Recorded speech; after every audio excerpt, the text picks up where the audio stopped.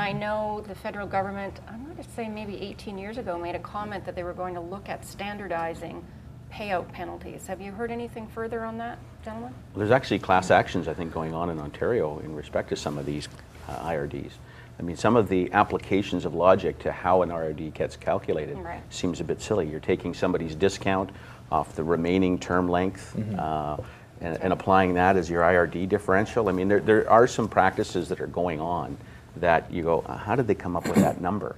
But I think it's going to take some form of a concentrated lobby, a consumer advocacy lobby to bring that forward.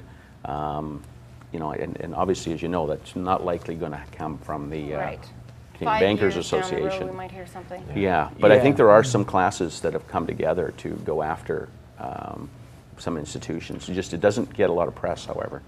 I think you definitely, with the penalty situation, what you have to be doing with that is helping the consumer to make sure they get everything in writing, review their contracts, so their existing mortgage contract, to what their discount was, try and figure out from the institution how they're actually calculating that penalty, and to see if you can save them. But as far as it goes, it's really the consumer and the press need to get sort of involved to really change policy, because you know the banks control that policy. So unless there's pressure on them, it's not going to change. I mean, it truly is when the consumer is told greater of 3 months interest or IRD. It's just, you know, They remember 3 months. Yeah, exactly. That's all they hear, and and then they come back with this massive penalty, and then they're just so angry that, you know, you don't look, if you're the one that put them in that mortgage to begin with.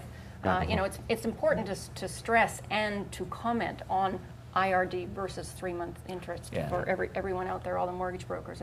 That's a topic that you actually need to cover. Absolutely. And if you're dealing with the consumer, I mean, I have to say I understand the need for the interest rate differential, because the banks have got a contract, and this mortgage is going to earn them 5% interest, and all of a sudden the client wants out. Well, you know, the client's, there's a contract there. So I understand the issue, and I think we can explain that to clients. I think the challenge is with the varying calculations, and are you going to use bond rates, or are you going to use the discounted rate, or are you going to use the discount you took off the original mortgage? It's tough for us to be able to make estimates, because there's so many different methods, and if we could even get a constant method or a consistent method, then I think that would certainly help in our ability to explain it to the consumer.